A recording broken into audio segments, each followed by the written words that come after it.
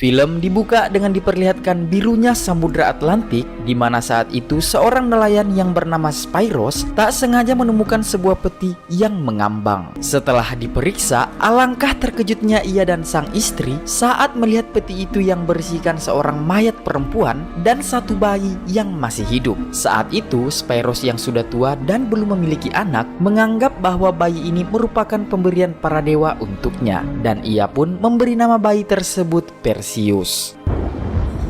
9 tahun berlalu, Perseus tampak telah beranjak menjadi bocil yang suka sekali mojo. Karena saat itu ia mengetahui kalau istri Spyros telah mengandung anak pertama mereka. Yah, seorang anak yang akan lahir dari hasil buah cinta mereka yang sebenarnya. Dalam kondisi ini, ternyata Perseus telah mengetahui bahwa ia bukanlah anak kandung dari kedua pasangan nelayan itu. Dan hal inilah yang membuat ia merasa takut jika orang tua angkatnya akan mengalihkan cinta mereka pada anak kandung yang sebentar lagi akan lahir. Menyadari suasana hati Perseus, Spyros pun berkata bahwa ia dan istrinya telah menganggap Perseus ini sebagai anaknya sendiri, di mana cinta mereka berdua pada Perseus bahkan melebihi cinta para dewa dan raja.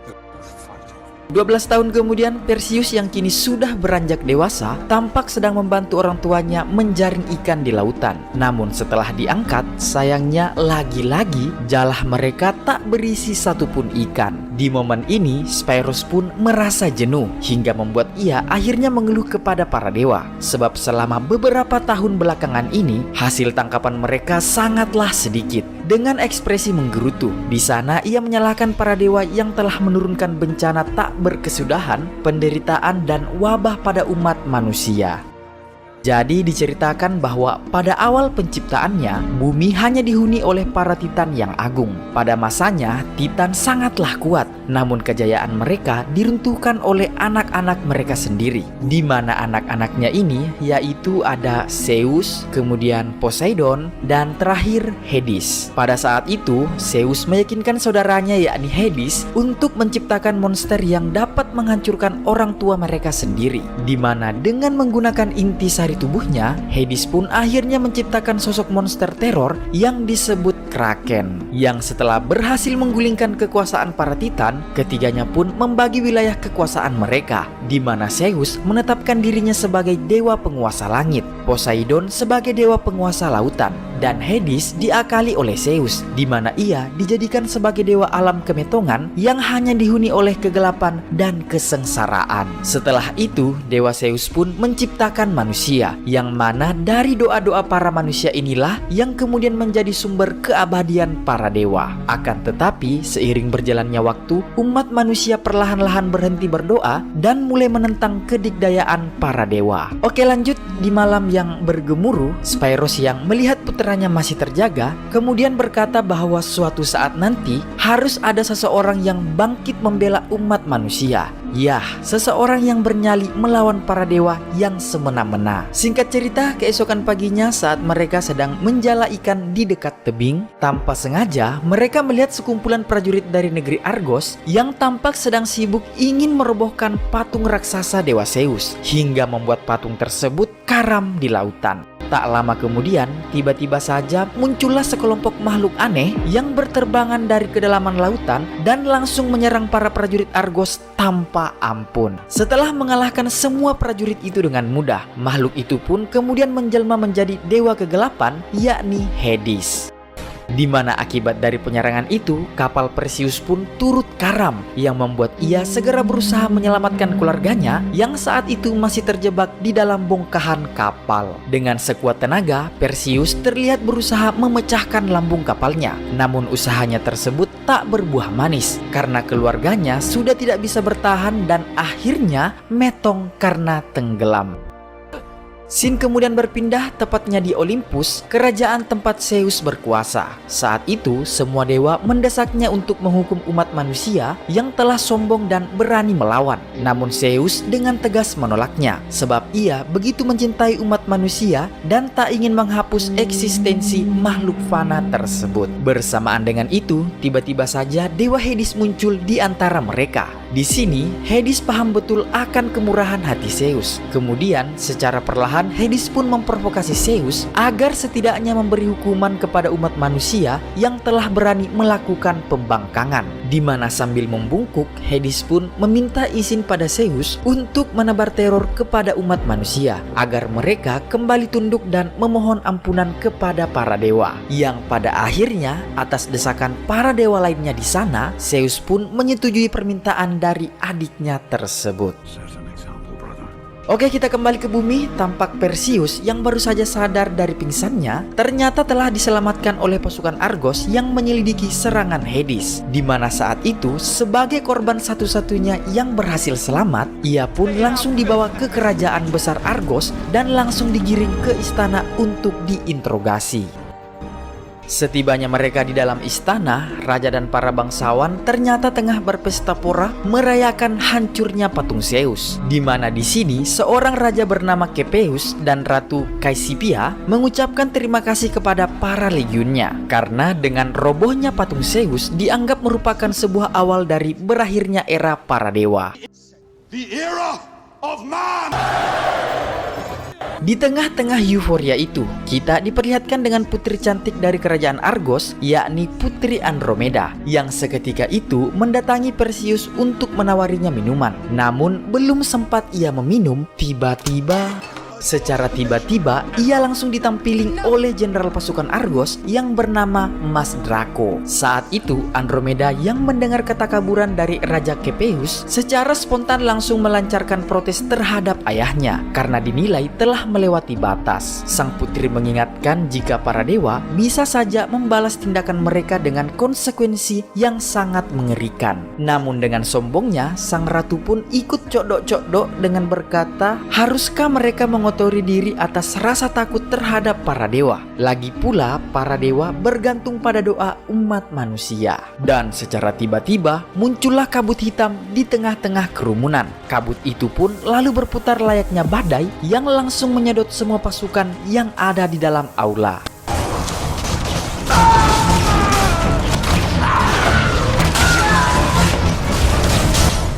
Setelah menumbangkan semua prajurit di sana, Hades akhirnya kembali menampakkan wujudnya, di mana Perseus yang begitu mengenali wajah yang telah membuat keluarganya metong, seketika itu langsung mengambil sebilah pedang untuk membalaskan dendamnya. Namun secara tiba-tiba, seorang wanita misterius langsung menahannya. Si wanita itu lalu berkata bahwa ini belum saatnya, Daeng.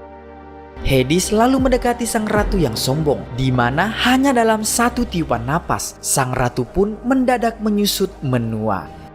Di momen mencekam itu, Hades kemudian mengumumkan kepada semua orang bahwa dalam waktu 10 hari, ia akan melepaskan Kraken untuk menghapus seluruh Argos dari muka bumi. Sama seperti yang terjadi pada kerajaan Atlantis. Terkecuali mereka memilih untuk mengorbankan Putri Andromeda sebagai tumbal. Maka ia dan para dewa akan mengampuni seluruh Argos. Dan sebelum ia pergi, ia pun kembali melihat Perseus dan menyadari kalau Perseus ini adalah seorang demigod, yang berarti manusia setengah dewa. Ia pun perlahan mendekati Perseus dan berkata bahwa semua ini adalah kehendak dari Dewa Zeus, ayah dari Perseus sendiri.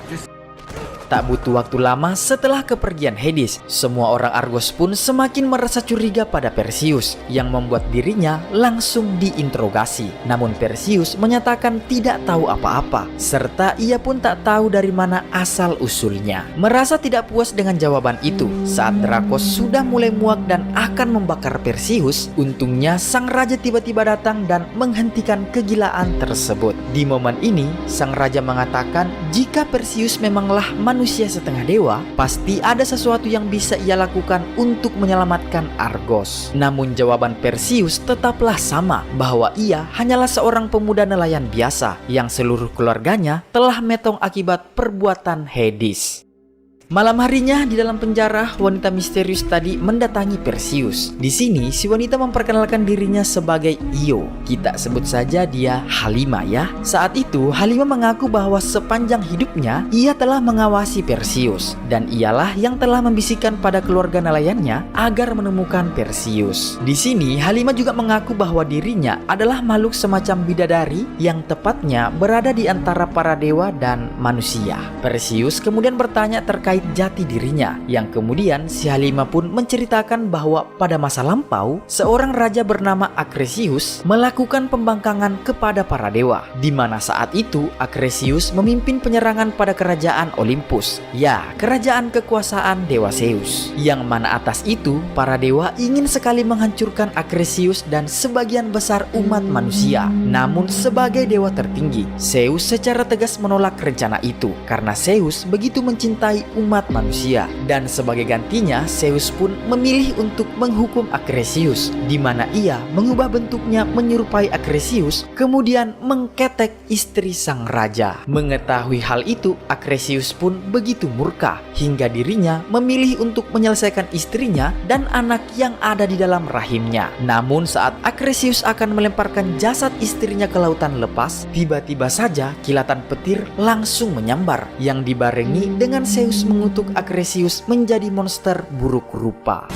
Saat itu istri Akresius metong karena ia hanyalah manusia biasa, sedangkan Perseus berhasil selamat karena ia adalah manusia setengah dewa. Mendengar cerita itu, Perseus pun berkata bahwa ia tak peduli siapa dirinya dan dari mana dirinya berasal, karena saat ini ia hanya ingin membalaskan dendamnya pada Hades. Halimah pun berkata jika Perseus menghabisi Kraken, maka Hades akan melemah, dan saat itulah ia memiliki kesempatan untuk melumpuhkan Hades.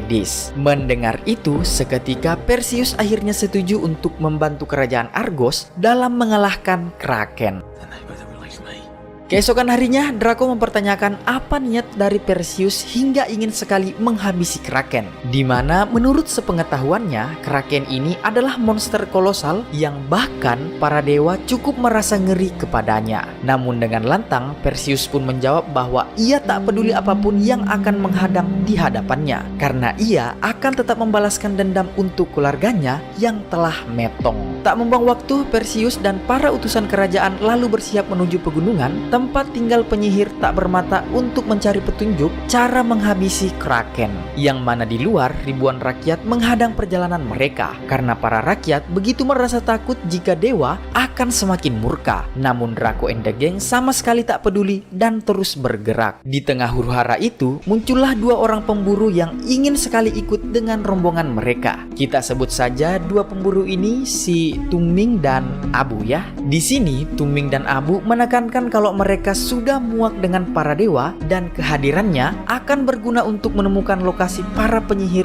tak bermata. Mendengar itu, Draco pun berkata jika mereka sudah siap untuk metong, maka mereka dipersilahkan untuk join.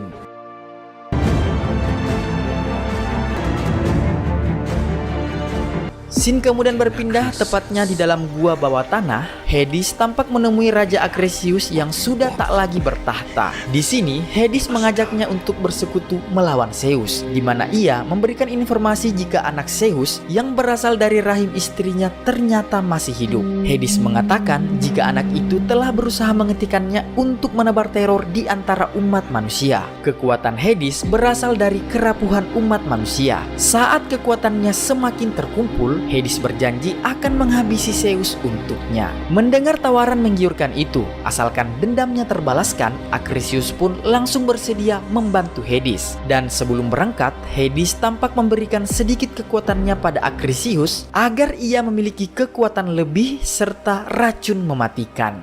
The boy will die. Singkat waktu di tengah hutan belantara, dikala rombongan Perseus sedang beristirahat, di sini Draco yang mengetahui kalau Perseus ini tidak pernah menggunakan senjata, akhirnya menyempatkan diri untuk melatih Perseus menggunakan pedang.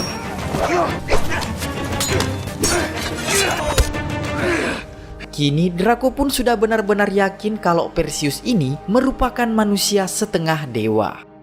Keesokan paginya ketika Perseus terbangun lebih dulu, di antara semak belukar ia tak sengaja menemukan sebuah benda aneh, di mana setelah dipegang ternyata itu merupakan sebuah pedang dengan gaya magis. Bersamaan dengan itu, Draco yang diam-diam menyaksikan hal tersebut pun langsung muncul dan berkata bahwa itu adalah pedang para dewa. Di sini, Draco menyimpulkan bahwa pedang tersebut pastinya merupakan pemberian ayahnya untuk Perseus. Mendengar hal itu, Perseus pun melemparkan pedangnya pada Draco, sebab ia benar-benar tak sudi menerima bantuan dari para dewa, karena para dewalah yang telah membuat keluarganya metong, dan ia menegaskan kalau dirinya hanya ingin berjuang sebagai manusia biasa. Tak jauh dari sana, Perseus menemukan sekelompok kuda Pegasus putih yang tengah asik makan. Kemudian dari cakrawala muncullah seekor Pegasus berwarna hitam, di mana Pegasus itu bertingkah jinak seolah mengenal Perseus sebagai tuannya. Halima kemudian muncul di sana dan mengatakan kalau ini adalah pertanda jika para dewa tengah memperhatikan mereka. Dan benar saja, di Olympus terlihat Zeus yang tengah memegang sebuah patung kecil, di mana itu adalah patung Perseus anaknya. Balik ke bumi, di dekat perkemahan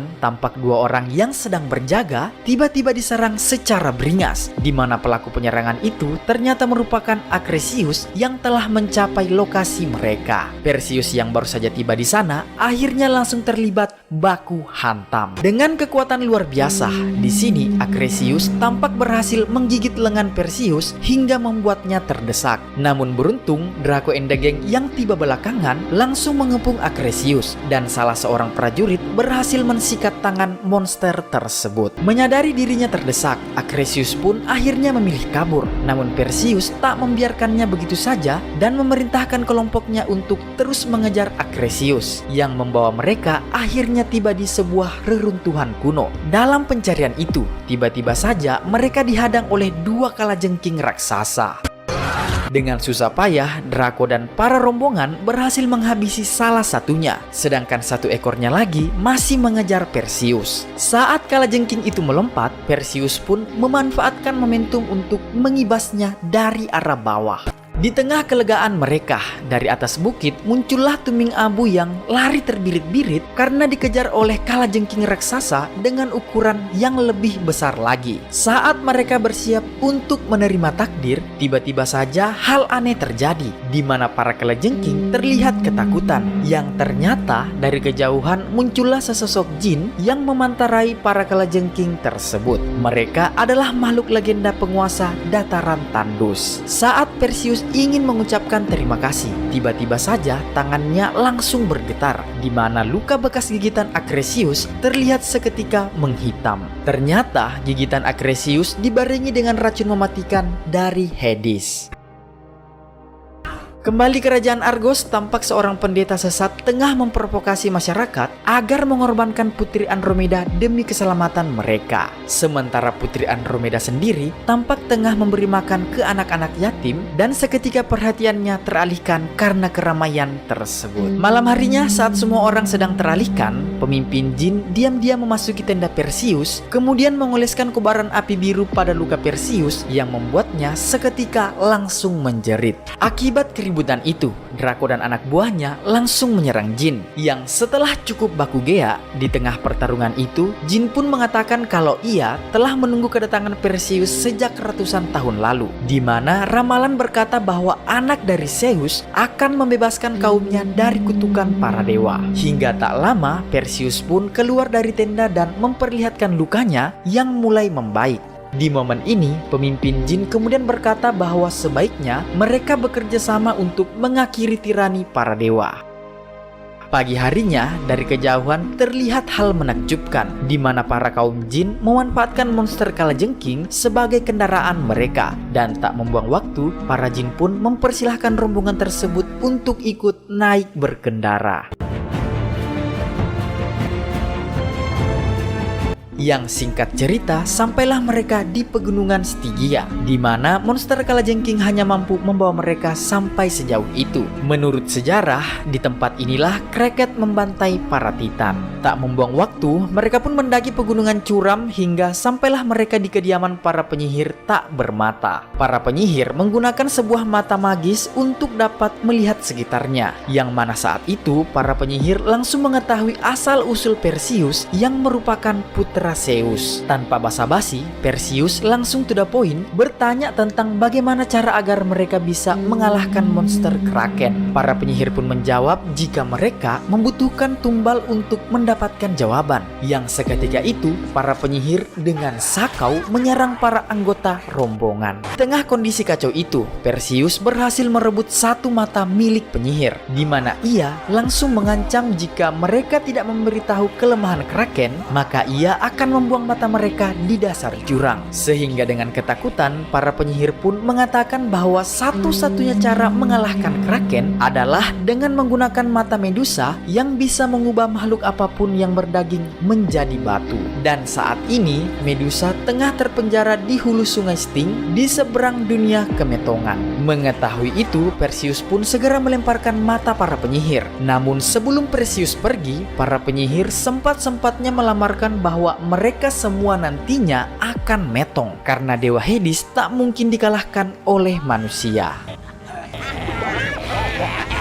Singkat cerita, akibat dari ramalan para penyihir, seluruh anak buah jin pun meninggalkan mereka dan yang tersisa hanya pemimpin jin seorang. Kemudian di bawah bebatuan, Perseus yang mengasingkan diri tampak ditemui oleh ayahnya yakni Zeus. Di sini Zeus meminta pada Perseus agar menghentikan perjalanannya karena misi ini hanya akan berakhir sia-sia. Tak hanya itu, Zeus juga menambahkan bahwa sudah waktunya untuk Perseus ikut dengannya ke Olympus dan menjalani hidup sebagai seorang dewa. Namun tanpa pikir dua kali, Perseus dengan tegas langsung menolak tawaran ayahnya. Ia mengatakan bahwa lebih baik dirinya metong sebagai manusia daripada hidup sebagai dewa dan menyaksikan manusia hidup dalam kesengsaraan. Merasa bosan dengan sikap anaknya yang keras kepala, Zeus pun memilih untuk memberikannya sebuah koin dan segera beranjak dari sana.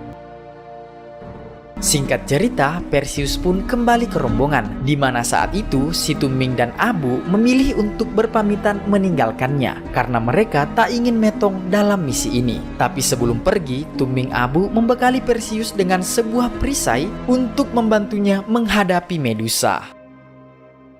Singkat waktu, Halimah pun kemudian memandu mereka berjalan memasuki sebuah kawah, di mana tempat ini merupakan sebuah pintu terakhir masuk menuju alam kemetongan. Melihat Perseus yang memiliki koin emas, jin pun kemudian mengambil koin itu dan melemparkannya ke dalam kawah. Yang ternyata koin itu merupakan semacam tiket bagi yang hidup untuk menyeberang menuju alam kemetongan. Di mana tak lama setelah itu, muncullah sebuah kapal mengerikan dengan sebuah tengkorak sebagai pengemudinya. Di atas kapal, Halimah menjelaskan kalau siapa saja makhluk berdaging yang menatap mata Medusa, maka akan berubah menjadi batu. Yang bahkan hal itu berlaku bagi para dewa sekalipun. Halimah kemudian membimbing Perseus turun ke bawah dek kapal, di mana Halimah langsung melatih Perseus agar bisa bertarung melawan Medusa tanpa menatap wajahnya. Di sini, Perseus dituntut agar bisa menggunakan panca inderanya yang lain selain penglihatan, dan tak butuh waktu lama bagi Perseus untuk dapat menangkap Halimah tanpa melihatnya. Dan di tengah kejadian itu, hampir saja terjadi aksi baku ketek sob. Namun si Bagong, anak buah dari Draco, tiba-tiba muncul dan memecahkan suasana. Akhirnya sampailah mereka pada sebuah reruntuhan kuil di mana para dewa memenjarakan Medusa. Saat para lelaki telah masuk ke dalam, di dalam reruntuhan kuil yang penuh dengan lava itu, mereka pun tampak mengendap-endap. Namun tiba-tiba saja mereka langsung diserang. Beruntung Perseus berhasil menyelamatkan sang jin, dan di sini Medusa pun kemudian muncul memperlihatkan dirinya, di mana satu persatu anggota rombongan pun berhasil ia rubah menjadi batu tawas. Perseus kemudian berusaha mengalihkan perhatiannya hingga membuat Medusa pun dengan beringas mengejar Perseus. Yang dengan sigap, jin pun langsung muncul dan menyerang Medusa. Medusa yang emosi langsung melilit jin dan menatap matanya. Namun tak terjadi apapun, sebab jin ini tidak terpengaruh karena tubuhnya tidak terbentuk oleh daging. Kemudian dengan sengaja, jin pun mengorbankan dirinya. Melihat ada kesempatan, Draco lalu dengan sigap menjatuhkan sebuah stalaktit yang menimpa ekor Medusa. Namun sayang, dirinya harus menjadi korban di momen tersebut. Di tengah momentum sempit itu, Perseus dengan segera langsung melompat dan melibas kelapa Medusa. Dan pada akhirnya Perseus pun berhasil, meskipun di sini hanya ia yang keluar dengan selamat dengan membawa kelapa Medusa. Saat Perseus hendak berjalan menghampiri Mbak Halimah, tiba-tiba melihat itu, dengan emosi Perseus pun langsung menyerang Acrisius hingga terjadilah duel di antara mereka. Dalam posisi tertekannya, di sini Acrisius berhasil membuat pedang Perseus patah, dan bersamaan dengan itu pula Perseus melihat pedang pemberian ayahnya di sana, di mana karena sudah dalam kondisi terpaksa, ia pun menggunakan pedang dewa tersebut. Akibat pengaruh dari pedang itu, kekuatan Perseus pun tampak menjadi berlipat ganda, di mana dengan mudah ia pun akhirnya berhasil mengalahkan Acrisius. Perseus kemudian segera menghampiri Halimah yang tengah sekarat. Di momen ini, Halimah menyuruh Perseus untuk segera bergegas menuju Argos, karena tak lama lagi akan terjadi gerhana matahari dan Kraken akan dilepaskan pada waktu itu. Beberapa saat kemudian, datanglah Pegasus hitam yang langsung menjemput Perseus, yang dengan segera ia pun menunggangi sang Pegasus kemudian terbang ke Cakrawala. Sementara di Argos, ribuan rakyat yang dipimpin oleh si pendeta sesat tampak telah menyeret Putri Andromeda, yang kemudian sang putri cantik itu diikat di atas kuil yang menjulang ke bibir pantai. Menyadari putrinya telah direbut paksa, sang raja pun segera berlari untuk menolong putrinya. Namun pendeta sesat langsung menghentikannya dengan langsung menghabisinya. Sementara tampak juga dari kedalaman samudra, sang monster teror itu pun akhirnya muncul, di mana dengan beringasnya Kraken mulai menghancurkan Argos secara membabi buta. Tak peduli dikorbankan atau tidaknya Putri Andromeda, sebab seluruh Argos akan tetap hancur, yang dengan kata lain sang dewa kegelapan telah mengingkari janjinya. Berkat ketakutan dan kepanikan histeris itu, secara tidak langsung mengumpulkan kekuatan Hades, di mana Hades langsung menuju Olympus dan menyerang Zeus. Dari sini, Hades akhirnya terang-terangan mengatakan kalau ia telah menipu Zeus untuk melemahkan kekuatannya. Namun di sini Zeus pun berkata jika anaknya masih hidup dan Perseus tengah berjuang demi umat manusia. Tak mampu menahan angkara murkanya, Hades pun segera menuju Argos untuk menghentikan Perseus. Di mana di sini ia mencegah Perseus dengan merubah dirinya menjadi beberapa monster kelelawar untuk merebut kelapa Medusa.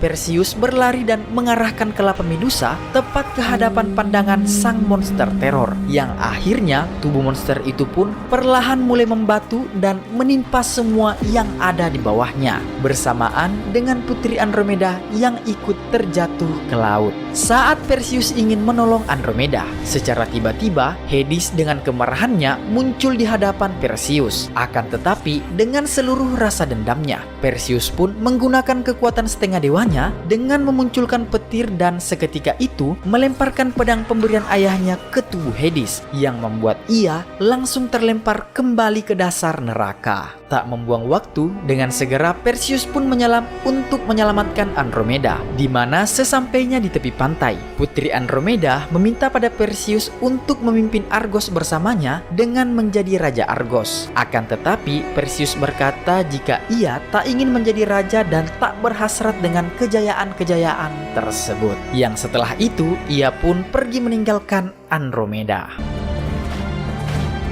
Beberapa saat kemudian, di antara puing-puing patung dirinya, Zeus kembali menemui putranya. Di sini, Zeus kembali mengajak Perseus untuk tinggal bersamanya di Olympus sebagai dewa. Namun Perseus tetap keras kepala, sebab ia masih ingin mengenang kepergian keluarga nelayannya dan tetap memutuskan ingin hidup sebagai manusia biasa. Yang pada akhirnya, Zeus pun mengalah dengan terbang ke langit. Namun sebelum itu, ia juga memberikan Perseus sebuah hadiah untuk menemani sisa hidup putranya.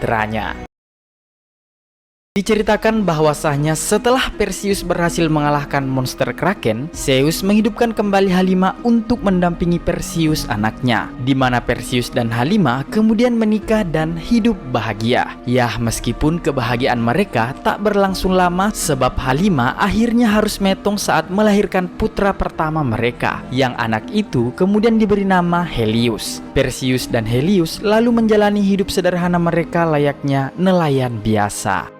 Singkat waktu, pada suatu malam, entah ada apa gerangan, Zeus tiba-tiba mendatangi kediaman Perseus. Di sini, Zeus memperingati anaknya bahwa sebuah bencana besar akan datang, di mana kaum manusia maupun dewa tak akan luput dari bencana tersebut. Dan bencana yang dimaksud adalah kebangkitan Kronos. Jadi, Kronos ini merupakan perwujudan dari Titan yang menciptakan para dewa. Tak hanya itu, Zeus kemudian menjelaskan bahwa penjara tempat Kronos ditahan sudah tak mampu membendung kekuatannya, dikarenakan saat ini manusia sudah berhenti berdoa kepada para dewa, dan hal itulah yang membuat kekuatan para dewa jadi melemah, sehingga penjara yang mereka ciptakan untuk menahan Kronos juga akhirnya ikut melemah. Dengan serius, Zeus kemudian meminta Perseus agar ikut membantu, namun Perseus menolak sebab ia tak ingin lagi mencampuri urusan para dewa. Ia menegaskan kalau saat ini ia memiliki seorang anak yang harus ia lindungi. Merasa tidak bisa memaksakan kehendak putranya itu, Zeus pun memahami alasan Perseus dan menyudahi pertemuan mereka.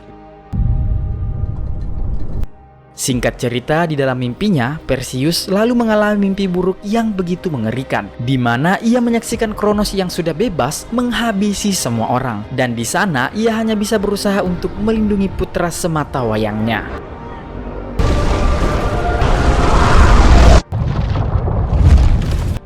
Scene kemudian berpindah memperlihatkan Zeus bersama Poseidon serta salah satu putranya yakni Ares, sang dewa perang. Tampak saat itu mereka tengah bertemu di alam dunia bawah. Di sini mereka bertiga hendak memeriksa penjara Tartarus tempat Kronos ditahan. Zeus lalu memanggil penguasa alam bawah yakni Hades agar segera muncul. Yang seketika itu Hades pun muncul dengan kegelapannya. Zeus lalu meminta kepada Hades untuk menyatukan kekuatan mereka bertiga guna memperkuat penjara Tartarus. Namun bukannya mengindahkan perkataan Zeus, si Hades justru malah memerintahkan pasukannya yang bersembunyi untuk menyerang.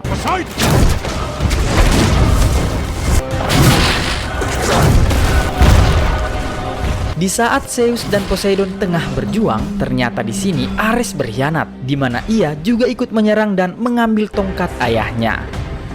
Hingga Zeus dan Poseidon yang kini melemah membuat pertahanan Tartarus akhirnya mulai retak, yang mengakibatkan beberapa monster-monster Kaimira berhasil melepaskan diri ke permukaan.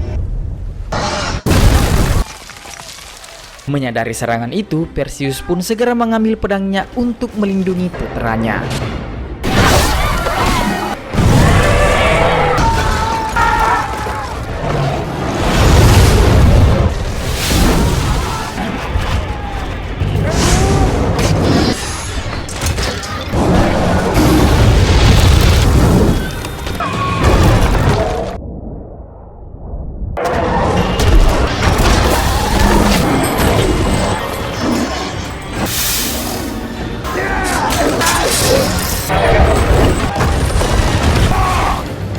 Dengan perjuangannya yang gigih, akhirnya ia pun berhasil membuat Kaimira berkepala dua itu menyemburkan api yang membakar tubuhnya sendiri.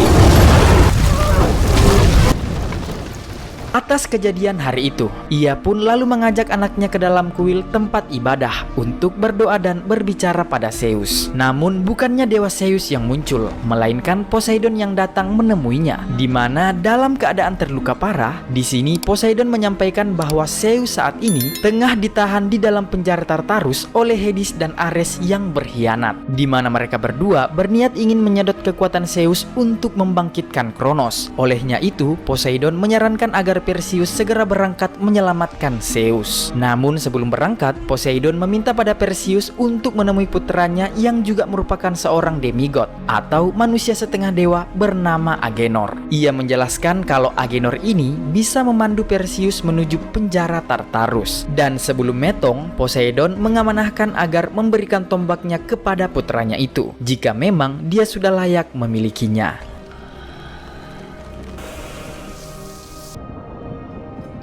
Kembali ke Tartarus, tampak Ares si anak kualat mengikat ayahnya dengan rantai. Di sini, Ares menjelaskan alasannya berkhianat karena selama ini dirinya merasa iri pada Perseus, di mana ia menilai kalau ayahnya lebih memperhatikan Perseus yang hanya manusia setengah dewa ketimbang dirinya.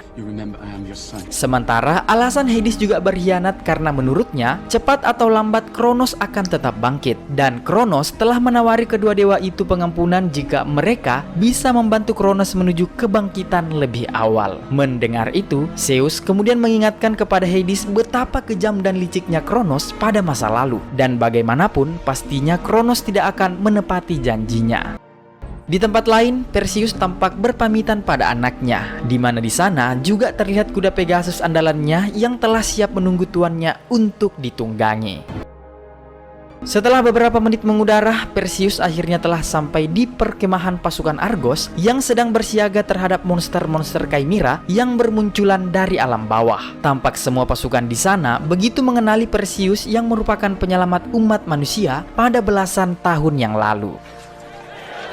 Setelah itu, kita pun diperlihatkan dengan pimpinan pasukan tersebut yang ternyata kini dipimpin secara langsung oleh Ratu Cantik kita. Ya, siapa lagi kalau bukan Andromeda.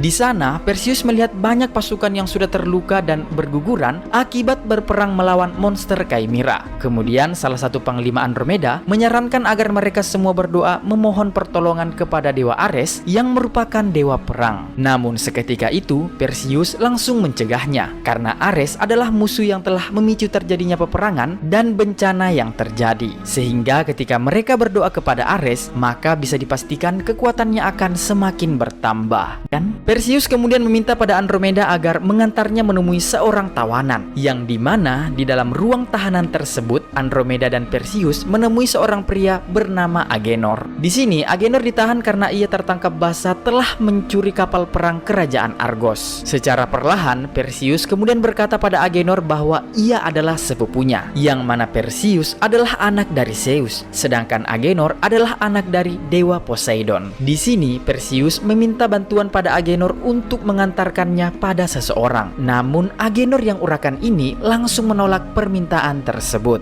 Untuk itu Perseus pun kemudian berkata padanya kalau ia benar-benar membutuhkan bantuannya, karena saat ini Kronos sudah memperlihatkan sinyal akan kebangkitannya, dan jika Kronos sudah benar-benar bangkit, maka dipastikan ia akan menghancurkan dunia, dan hanya Agenor lah yang bisa memandunya menemukan seseorang yang bisa menghentikan semua ini. Mendengar penjelasan itu, Agenor pun akhirnya luluh dan bersedia membantu, namun dengan syarat dirinya ingin diberikan imbalan berupa emas dengan seberat tubuhnya, dan tanpa pikir panjang Andromeda pun langsung menyetujuinya.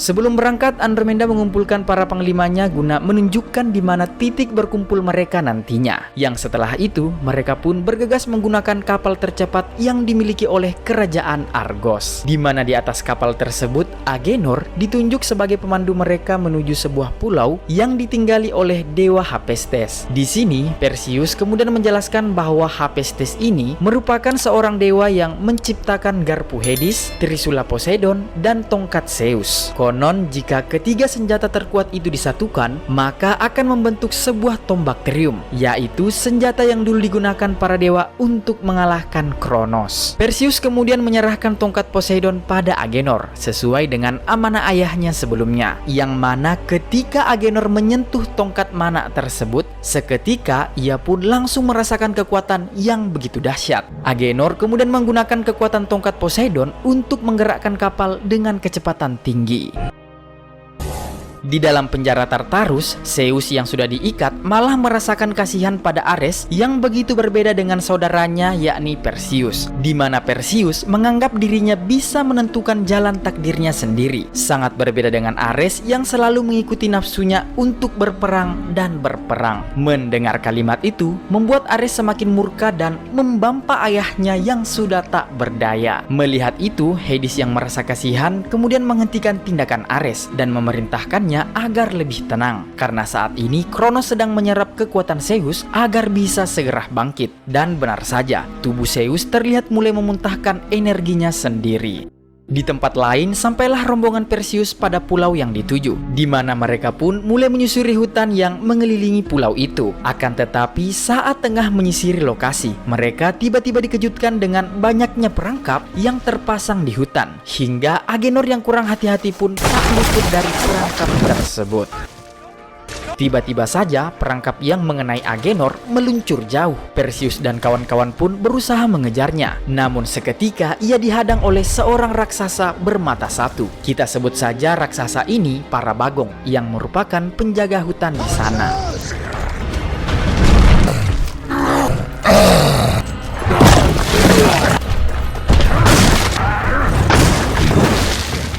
Salah satu anggota rombongan yang panik tak sengaja berdoa meminta perlindungan pada Ares. Melihat itu, Andromeda segera menyuruhnya untuk diam. Sementara Perseus yang sudah lelah kabur, akhirnya memilih untuk melakukan perlawanan, di mana dirinya akhirnya bertarung dengan salah satu bagong dan berhasil menusuk telapak tangannya.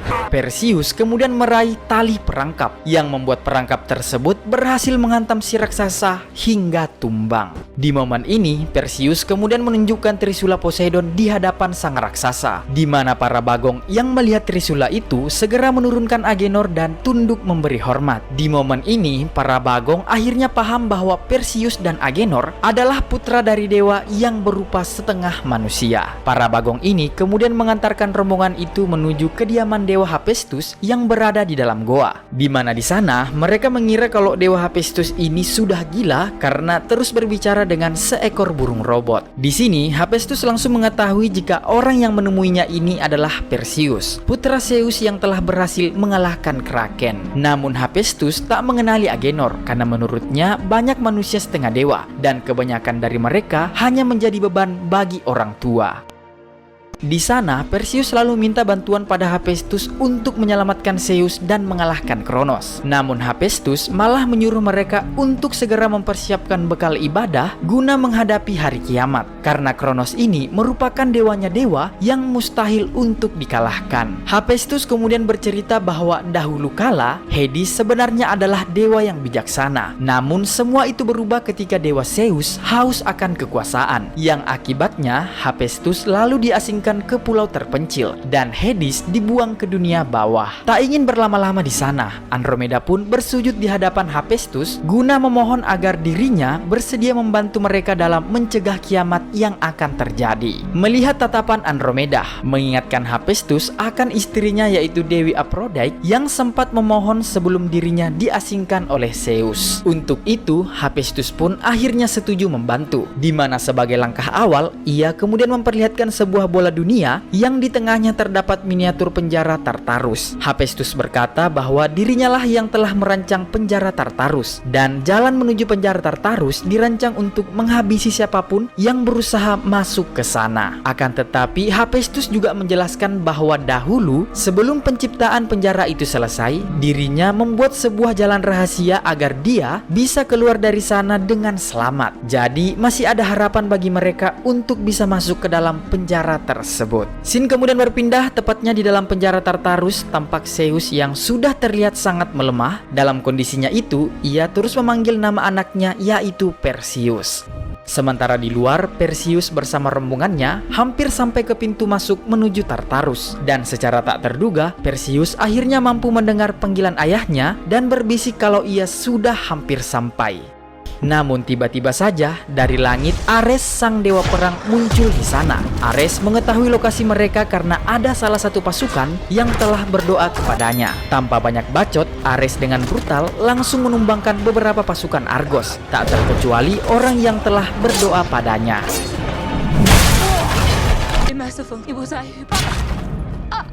Di momen ini, Ares kemudian menantang Perseus saudaranya yang merupakan anak kesayangan Zeus. Sementara Hephaestus terlihat berusaha membuka gerbang untuk menuju Tartarus. Dalam situasi tegang itu, semua orang terlihat bertarung melawan Ares. Sementara Hephaestus yang sudah membuka gerbang terpaksa harus menahan gerbang itu yang kembali perlahan mulai tertutup dengan tongkatnya. Melihat situasi tertekan mereka, Hephaestus pun memilih untuk mengorbankan dirinya dengan mengalihkan perhatian Ares. Yang dengan itu, Andromeda pun segera mengajak Perseus dan Agenor untuk bergegas masuk sebelum gerbang itu kembali tertutup. Sementara di dalam, Perseus yang lainnya tampak terperosot ke sebuah labirin, di mana dengan bermodalkan peta milik Hephaestus, Agenor kemudian berusaha memandu perjalanan mereka menyusuri labirin. Namun bukannya sampai ke lokasi tujuan, mereka justru hanya berjalan memutar ke tempat sebelumnya, hingga Agenor yang jengkel lalu membuang peta di tangannya, yang tiba-tiba dinding di sekitar mereka pun seketika itu bergerak. Akibat dari pergerakan itu, membuat Andromeda harus terjebak. Perseus dan Agenor segera berusaha menolongnya dengan menahan dinding bebatuan yang terus menghimpit Andromeda. Namun sayangnya, Perseus justru malah harus terperosot sendirian. Di tempat itu, secara mengejutkan Perseus melihat putranya, yang dengan bingung Perseus pun terus mengikuti kemana putranya berjalan. Namun tiba-tiba ternyata itu merupakan iblis yang menyamar menyerupai putranya. Saat dalam kondisi terdesak, Perseus berhasil membuat si iblis menabrak dinding hingga membuat tanduknya tersangkut di dinding bebatuan. Melihat kesempatan itu, Perseus kemudian menggunakan tanduk tersebut untuk menghabisi si iblis. Yang tidak lama, Perseus kemudian melihat dinding di sekitarnya kembali bergerak dan mempertemukan ia dengan Agenor dan Andromeda. Yang akhirnya mereka bertiga pun berhasil melihat pintu keluar dari labirin dan membawa mereka langsung tembus di tempat Zeus ditahan. Sementara itu, tampak Kronos terlihat masih terus menyedot kekuatan Zeus. Di momen ini, Zeus meminta maaf kepada saudaranya yakni Hades, di mana Zeus merasa menyesal karena pernah mengasingkannya. Zeus tahu bahwa di balik dendam itu pasti masih ada kebaikan di dalam diri Hades.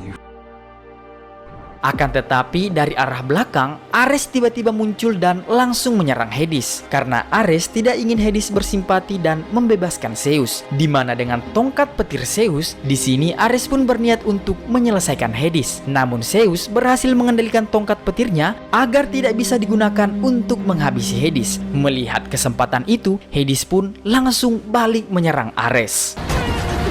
Tepat pada waktu itu, Kronos akhirnya mulai bangkit bersamaan dengan sampainya Perseus di tempat Zeus ditahan. Melihat Kronos sudah mulai bangkit, Perseus pun kemudian berusaha membebaskan ayahnya dengan berusaha menghancurkan bebatuan yang menahan Zeus. Namun saat Zeus terbebas, secara tak terduga Ares kembali muncul. Namun untungnya Hades menyerang Ares agar bisa memberi kesempatan bagi mereka untuk kabur. Ares yang marah kembali bangkit merebut tombak milik Hades dan melemparkan tombak itu hingga tertancap ke punggung Zeus. Zeus yang sekarat mengambil trisula milik Poseidon dan menyatukannya dengan tombak milik Hades. Yang hal itu membuat mereka berhasil berteleportasi keluar dari penjara Tartarus. Di tengah-tengah pasukan Argos yang telah menantikan kedatangan ratu mereka, Perseus lalu membawa Zeus menuju tenda darurat milik pasukan Argos. Di momen ini, Perseus meminta maaf pada ayahnya karena sejak awal ia harusnya mengikuti ajakan ayahnya dalam membantunya memperkuat penjara Tartarus. Di momen ini, Zeus kemudian meminta Perseus agar sekali lagi berjuang demi umat manusia. Zeus berpesan bahwa hanya tombak Triumlah yang bisa digunakan untuk mengalahkan Kronos dan hanya keturunannya lah yang bisa menggunakan tombak tersebut. Setelah itu, Perseus pun keluar untuk merenung, di mana saat ini dirinya telah memiliki dua tombak, yakni tombak milik Hades dan trisula milik Poseidon. Yang dengan kata lain, ia hanya tinggal membutuhkan satu tongkat lagi, yakni tongkat petir milik Zeus yang saat ini dipegang oleh Ares untuk membentuk tombak Trium. Untuk itu, demi bisa mengumpulkan ketiga tombak, Perseus pada akhirnya harus mengambil jalan sulit, yaitu dengan berdoa pada Ares, di mana ia menantangnya bertarung di dalam kuil untuk membuktikan siapa yang terbaik di antara mereka. Namun sebelum ia berangkat, Perseus berpesan kepada Andromeda agar ia dan pasukannya terus menahan Kronos sebisa mungkin, sementara ia akan berusaha merebut tongkat petir dari tangan Ares. Andromeda kemudian memerintahkan seluruh pasukannya untuk bersiap-siap menghadapi serangan Kronos dan para makhluk neraka yang ikut bersamanya. Hingga tak lama, dari kejauhan terlihat Gunung Merapi mulai meletus, di mana letusan itu membawa para makhluk neraka yang langsung menyerang pasukan Argos.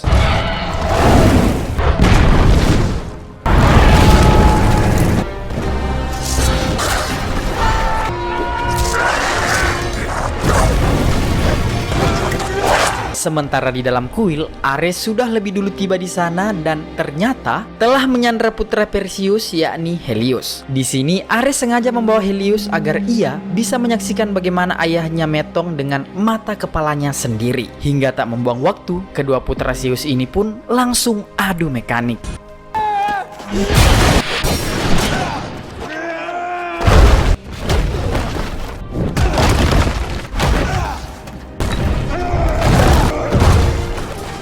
Di sisi lain, Andromeda dan pasukannya mulai kewalahan menghadapi para makhluk neraka yang terus bermunculan. Sementara itu di dalam tenda, Hades datang menemui Zeus dan berkata bahwa ia telah memaafkan saudaranya tersebut. Hades kemudian memberikan separuh kekuatannya untuk memulihkan saudaranya. Yang dengan itu, Zeus pun tampak langsung sehat kembali, layaknya telah full charge. Tak membuang waktu, dua bersaudara ini pun kemudian keluar beriringan dan membantu pasukan Argos untuk menghadapi para makhluk neraka.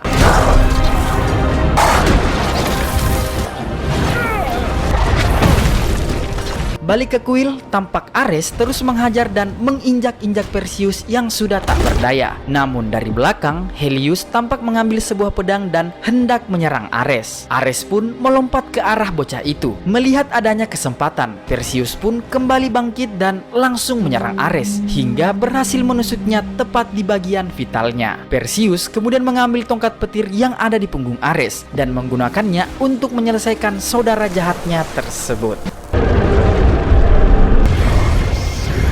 Tak ingin membuang-buang waktu, Perseus pun dengan segera menyatukan 3 senjata dewa kuat itu. Hingga ketiga senjata itu pun lalu menyatu menjadi tombak Trium.